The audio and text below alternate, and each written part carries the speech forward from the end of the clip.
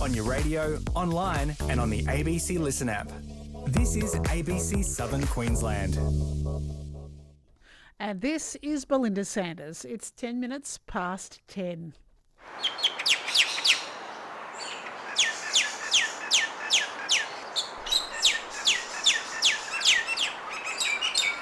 Do you recognise that sound? Unfortunately, I hear it far too often. It is the sound of the Indian myna, or common myna as it's now formally called. Probably sending chills, that sound, down a few people's spines. A conversation, I should say, about how they're affecting the environment and conservation, about them shortly. They're actually one of about 30 species of birds that are introduced in Australia. Scott McPhee is from BirdLife Australia's Darling Downs branch. In fact, the Indian myna is called the cane toad of the sky. Scott, good morning. Good morning, Belinda. How are you? The cane toad of the skies. That's a good description.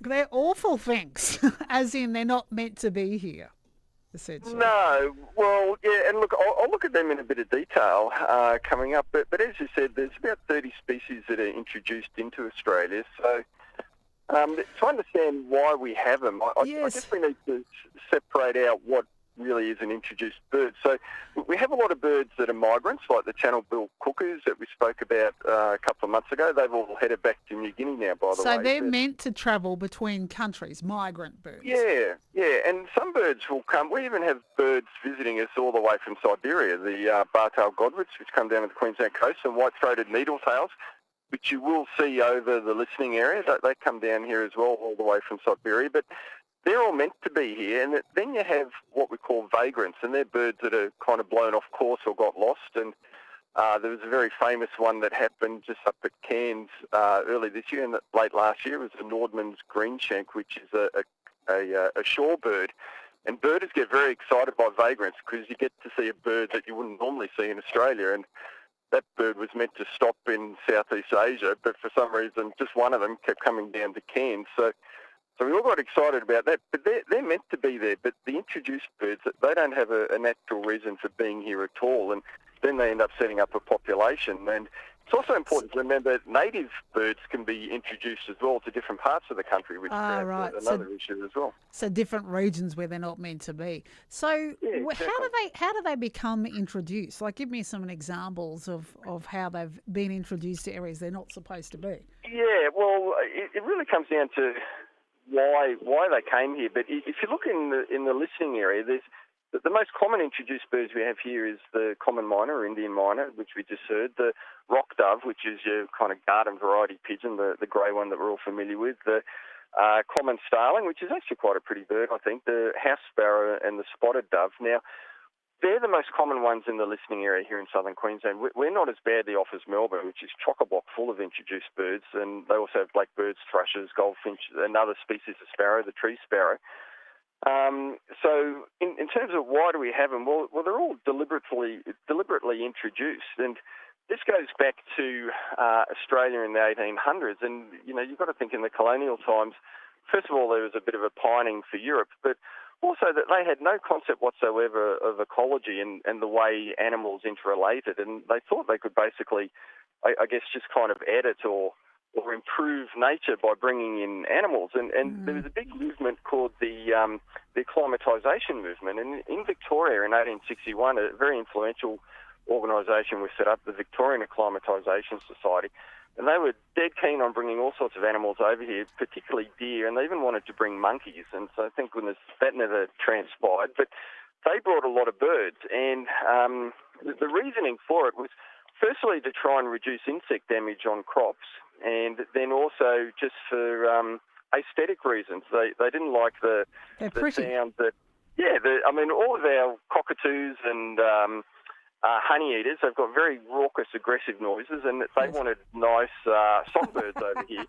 They wanted the English twitter, twitter, twitter, twitter. Yeah, exactly. and so this is why blackbirds and thrushes, and we do have some blackbirds in the listening area. They're more a southern Australian thing, but some of them have come up here. We don't have thrushes here, but anyway, they introduced a lot of these birds to try and control insects, so sparrows and the common myna, and it just wasn't successful. The sparrows started eating the crops that they were meant to be eating the insects on.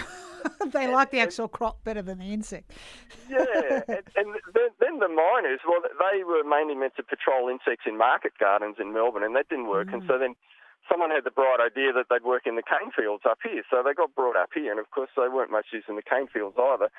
And so that's how we got them, for those two reasons, and the lack of understanding of ecology, really. Actually, I was talking to an Aboriginal elder not so long ago in the Killarney area, Scott, and he was saying that he didn't really understand what he termed white people's understanding of the environment. He doesn't think it's that hard to work out. And he was saying that it's even important to put trees back in the same spot if you remove them. So they replant them in the same spot because it's all interconnected and the environment sort of works. Yeah, that's right. And the indigenous way of surviving was based around an understanding of the interrelationships between the different parts of the ecosystem. And when one animal was doing this, it meant another animal was doing that. And so they knew they were all interrelated. But in the mid-1800s, the European colonisers thought they could just remodel it however they liked. And so we kind of end up with the mess we have now. And so when you look at the common myna, how much of a threat it is actually a really interesting question, because did you know it's not actually listed in the Biosecurity Act? I am really surprised by that because when you look around, unfortunately, they are everywhere. Yeah, they are. And look, at some stage it should probably get listed, but I think the reason why it's not, and in fact no birds are listed in the Queensland Biosecurity Act, and the reason why they're not is that they're a problem in the towns and in the agricultural areas. But just think about it, there's no invasive bird in Australia that's gone through the countryside the way cats have, or cane toads or pigs. They haven't got outside of the areas of human influence. And so there's no endangered species that are threatened by Indian miners or common miners, but obviously they're a problem in the urban areas. But the reason why we're not getting them out in the real bush is because they came out here with about 10,000 years worth of acclimatisation to human urban environments from Asia and Europe. And so they came out here and they knew how to interact around urban environments and farmland, but they don't know how to interact in the real Australian bush. And so there's not as big a problem yet. What I was going to ask you is, sure, they're probably more suited to the urban environment. But the problem we have here in Australia is we are going into what you termed real bush. Our urban environment is spreading at far too great a number or greater rate. And as a result, the animals from the real bush are now in urban environments. And so if the Indian myna is there, then they will outcompete the natives that have had to move into the urban environment. Would that be true? So that would that would be a big problem, because if they've got to survive in the urban environment, the natives.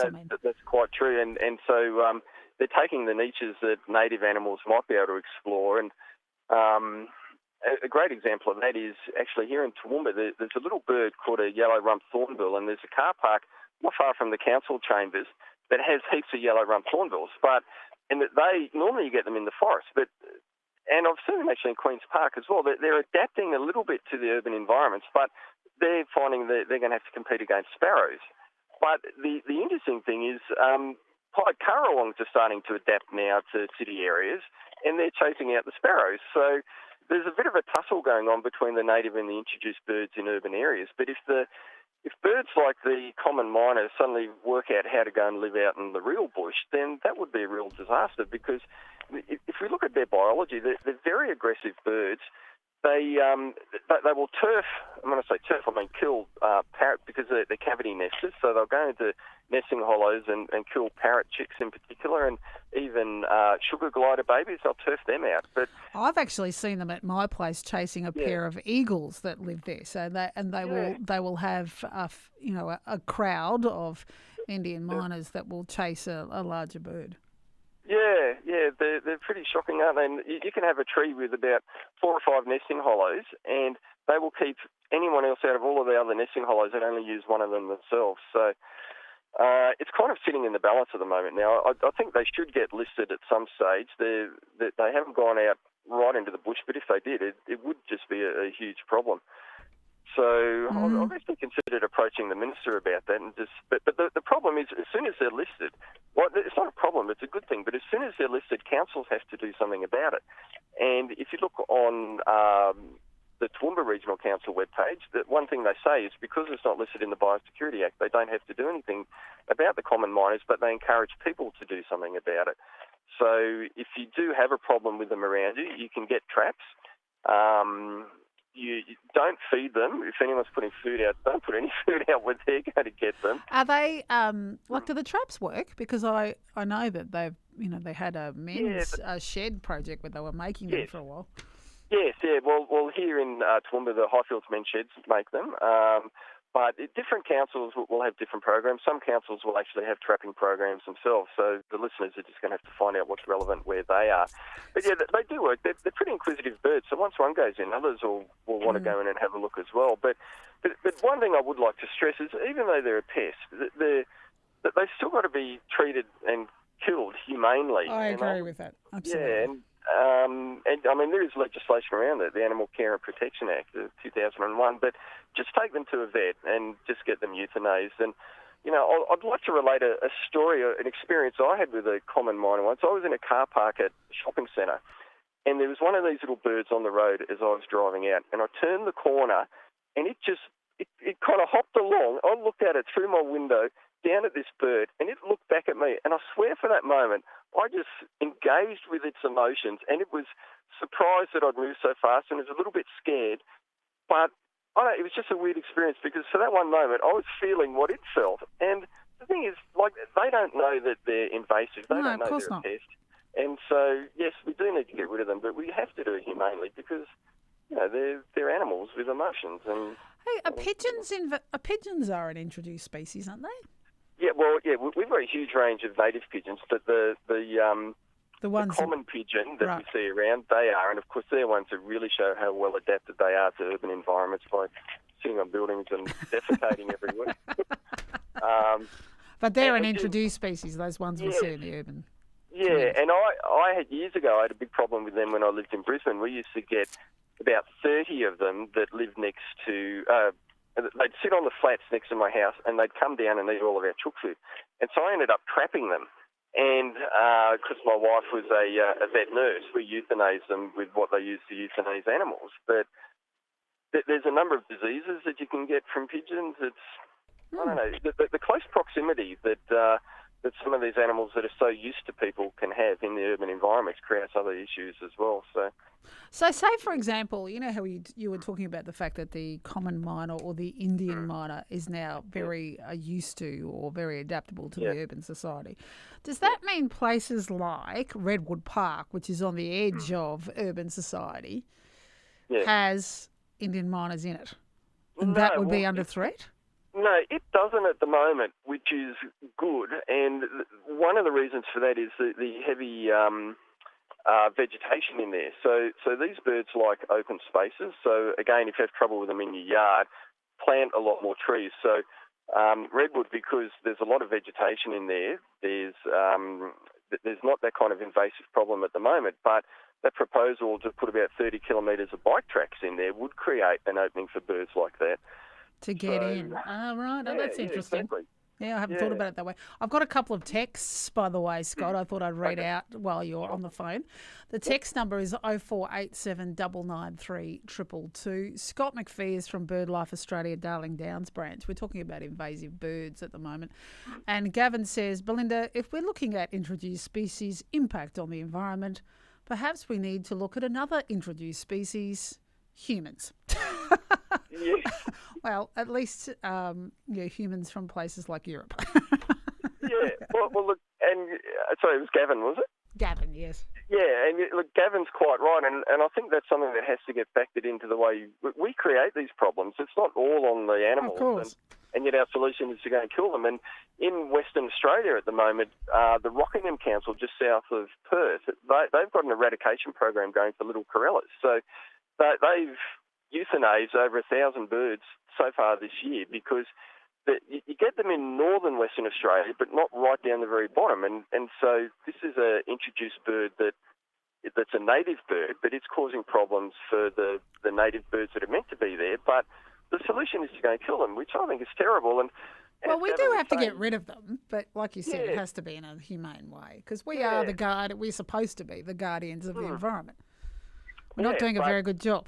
No, and, we need to look at what we're doing that's creating these circumstances where these birds go where they shouldn't go. And, dealing with that's a big issue as well, I think. Someone else sent in the text, no name though, but this person has seen Indian miners chasing all native birds away from water as well. Yeah, well, see, the birds that do well from an ecological point of view, an urban area is a disturbed environment. It doesn't have the normal attributes of an ecosystem, and the ones that do well are the aggressive birds, and so that's why, seeing them chase other birds away from water is fascinating, but it's just their aggressive nature. The kind of environments for creating favour birds with an aggressive nature. Yes. They're the bullies. They'll push out all the other birds, and they don't seem to mind size. They'll take on anything. No. Well, I'm always amazed that when you see birds of prey get hassled by woolly wagtails, why don't they just turn around and shred the woolly wagtail to bits? They don't. It's funny. I've got a lot of woolly. I'm very lucky. I've got a lot of woolly wagtails around my house. I love the woolly wagtail. They're a real cheeky bird. And I've seen them have a go at I think the eagles sort of see them as a bit of an annoyance, like a mozzie, nothing more than that. That's all I can put it down to as well, because they could just kill them with one slash if they wanted to. 100%. They could take out my dog if they wanted to. She is pretty small though. There's actually footage I saw on the ABC website years ago of a wedge-tailed eagle picking up a fox and dropping it. Oh, should do that a bit more often. See, that'd be and they drop it from such a height it kills it, and then they can just eat it. Basically, Thank you so much, Scott. Always lovely talking to you. We'll talk to you again in a month's time. Yes, and we'll look at crows. Everyone has an opinion about crows as well. Love the crow. I love the crow. Fascinating bird. So intelligent. There's a lot to talk about with them. They're the most intelligent species, I believe, bar humans on the planet. A certain species of them. It's between crows and parrots, but parrots have a lot of advantages with the kind of feet they have and also with the shape of their beak, and crows don't have those advantages, but their intelligence is just off the scale, particularly the New Caledonian crow, which is probably the most intelligent bird in the world. We don't get them in the listening area, but I'll talk about the ones we do get. And they're really smart. That's what I do. You were talking about the fact that you had a bit of a moment with a common myna bird. Well, you know how the crows sit on the electricity lines? Yes. Well, sometimes we'd take the dogs walking around the neighbourhood and you'd see the crows on the electricity lines, and I will 100% swear that they're talking to each other.